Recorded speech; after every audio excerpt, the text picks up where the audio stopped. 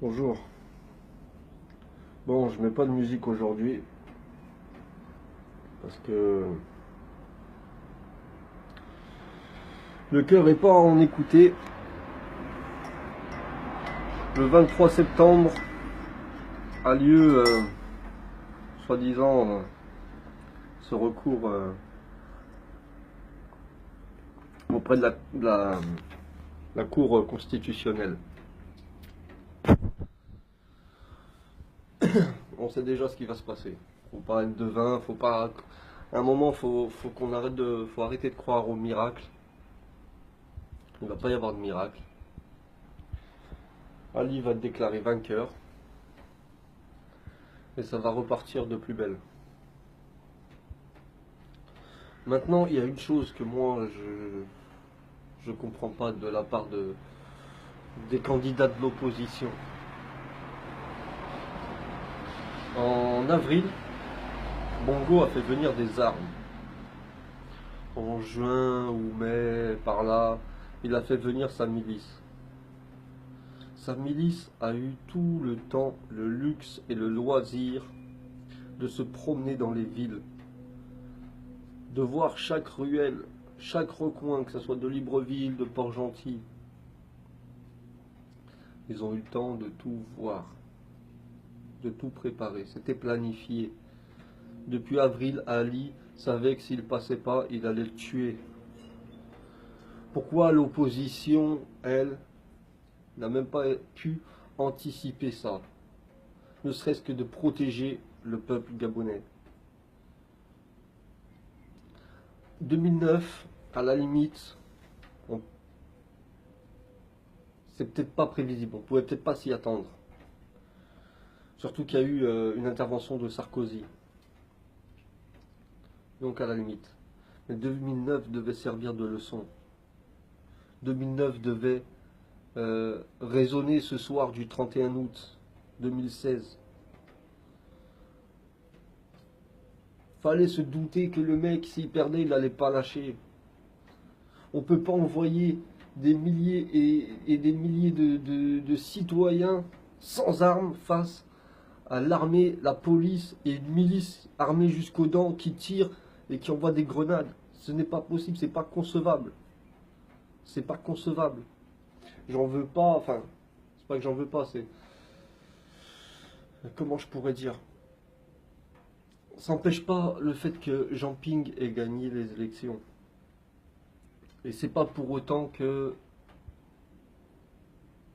j'appelle au détournement de Jean Ping. Jean Ping a gagné les élections, il doit occuper son rôle de président. Maintenant, l'opposition tout entière est responsable aussi du carnage qu'il y a eu jusqu'à ce jour et de celui qui aura après, si les manifestants ne sont pas armés, ne sont pas équipés pour se défendre. Et là-dessus, je rejoins parfaitement Georges Obama, qui dans sa chaîne YouTube, Gobam, et sur sa page Facebook, le souligne et n'arrête pas de le répéter. Je le suis tout à fait, je suis tout à fait d'accord avec lui, mais à 200%, c'est envoyer les gens à la mort. Envoyer un peuple sans armes, sans moyen de se protéger, sans moyen de se défendre, face à des chiens qui n'ont aucun respect pour la vie humaine, c'est envoyer le peuple à l'abattoir. Et la preuve est là. On fait les comptes. Plus d'une centaine de morts du côté du peuple. Et encore, je pense qu'on est très loin de la réalité. Mais combien de morts du côté de l'oppresseur? Combien? Donc bien sûr qu'il faut se battre. Bien sûr qu'il faut lutter pour les droits. Ça n'a jamais été remis en cause, ça n'a jamais été remis en question. Bien sûr qu'il faut le faire, qu'il ne faut pas se taire, qu'il faut parler, qu'il faut sortir.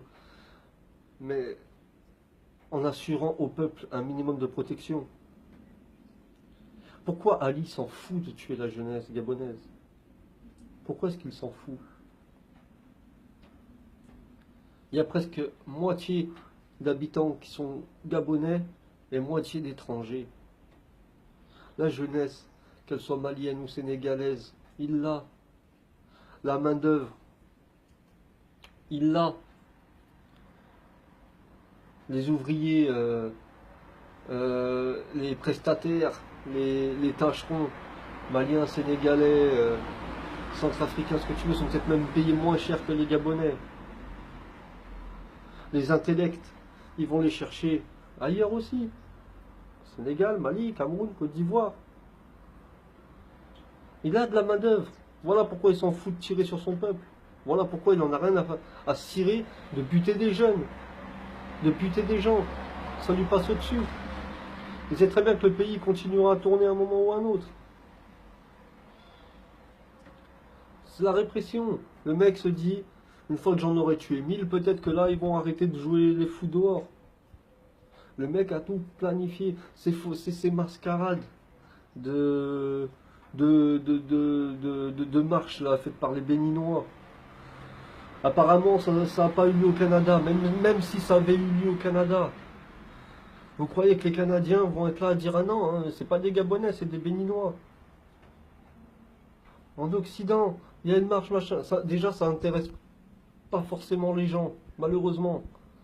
Mais en Occident, tu vas prendre. Ah, il y a 5 Africains qui sont là, qui manifestent contre Ali Bongo. Donc c'est des Gabonais. Ils vont pas aller chercher plus loin. Ils vont pas aller chercher plus loin. Ils vont voir une centaine de personnes qui marchent pour Ali Bongo. Ils vont dire, ah non, ben voilà, la preuve elle est là, les Gabonais soutiennent Ali Bongo. Ils vont pas chercher plus loin. Ils vont pas chercher plus loin. Ali Bongo, c'est très bien le fonctionnement de l'Occident. C'est très bien le fonctionnement mental qu'il y a en Europe et en Occident entière. Et il s'en sert pour faire sa propagande. Il s'en sert. La preuve, aujourd'hui, qui est intervenu? Ali Bongo, ça tire les grâces des Camerounais, des Béninois, des Ivoiriens. Parce qu'il a ce côté panafricain. Il a cette bouche, parce qu'il ne l'est pas du tout. Il a cette bouche de panafricain. Il fait croire qu'il met la trique à la France ou au machin et tout. Mais d'un autre côté, pourquoi la France et tout ça n'interviennent pas? Parce qu'Ali est un pion de la France-Afrique, comme il l'était en 2009. Il n'y a pas eu de révélation un soir de 2009 où il s'est dit non, je vais arrêter. Non, non. C'est un pion de la France-Afrique. Il est aussi panafricain que moi je sais marcher sur les mains. Il y a un moment, il faut arrêter les conneries. Il est panafricain de rien du tout. Ses plans, la gabonisation des postes, France-Gabon, c'est gagnant-gagnant. C'est de la merde. C'est de la merde. C'est des paroles, mais derrière, il n'y a pas d'acte. Il a beaucoup de paroles. Pour ça, il a énormément de paroles, Ali Bongo. Si on devait se baser à un homme sur sa parole, Ali Bongo, il serait très fort. Mais derrière, les actes, il n'y en a aucun. Quel chantier il a entamé qu'il a fini? Un aéroport à Port-Gentil qui porte son nom, c'est quel scandale ça aussi. À Port-Gentil, tu vas mettre ton nom sur un aéroport? Quel chantier il a fini? J'étais au Gabon en 2014, pendant 2016. La route qui doit relier Port-Gentil à Libreville, toujours pas fini. Combien de kilomètres de route ont été rénovés en 7 ans? Même la Guinée équatoriale a fait mieux. Même la Guinée équatoriale a fait mieux. Et on va nous dire que ce mec-là bosse. Il s'est activé quand? Quand vous regardez bien, il s'est activé en avril. Quand il a eu ses armes, qu'il a eu sa milice, qui s'est dit bon, là il s'est activé.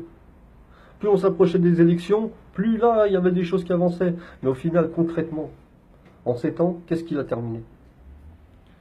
Quel engagement il a tenu? Le SMIC, il a combien au jour d'aujourd'hui? Par rapport à ce qu'il devait à la base être. La gabonisation des postes, on va y revenir à ça. La gabonisation des postes. Quel Gabonais aujourd'hui, avec des diplômes, arrive facilement à trouver un poste dans sa qualification? Il y en a. À la grâce de Dieu, c'est quand même le Gabon. Il y en a. Mais moi, je sais, moi, de mon expérience, de mon vécu, que on va privilégier un tel ou un tel à la place d'un Gabonais. Même si le Gabonais est 100 fois plus performant, on choisira quelqu'un d'autre. Excusez-moi, j'arrive pas à dire ce mot. On choisira quelqu'un d'autre à sa place. C'est ça le panafricanisme d'Ali Bongo. Donc à un moment, voilà.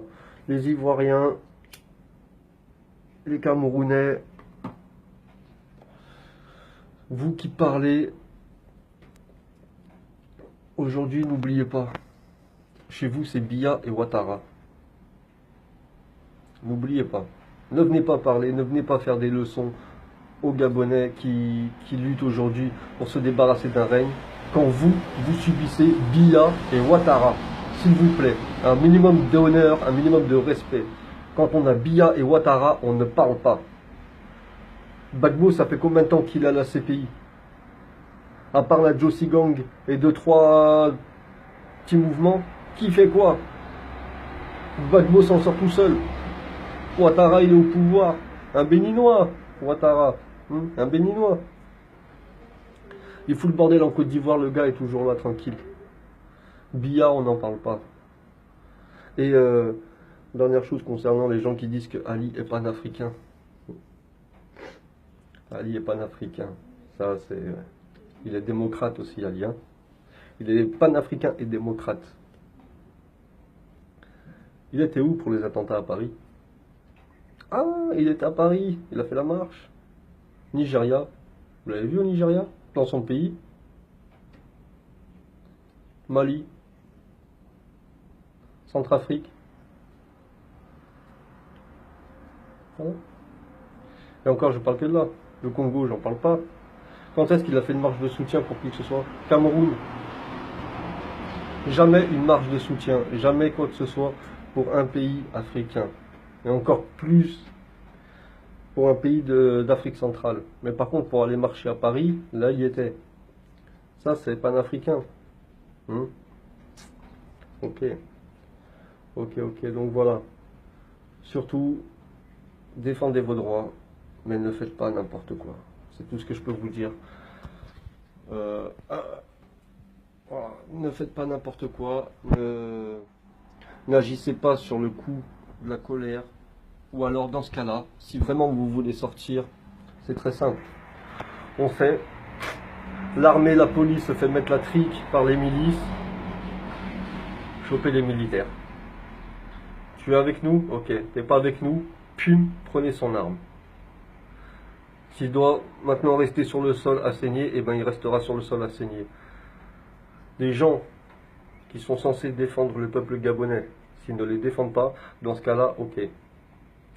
Tapez, récupérez les armes et allez vous défendre de cette milice. Mais n'y allez pas les mains en l'air. N'y allez pas sans aucune protection. N'y allez pas comme on se jette dans la gueule du loup. Ali n'attend que ça. Ali n'attend que ça. Voilà. Bon, force à vous. Et mort ou vif, nous vaincrons. La voix du Mapan.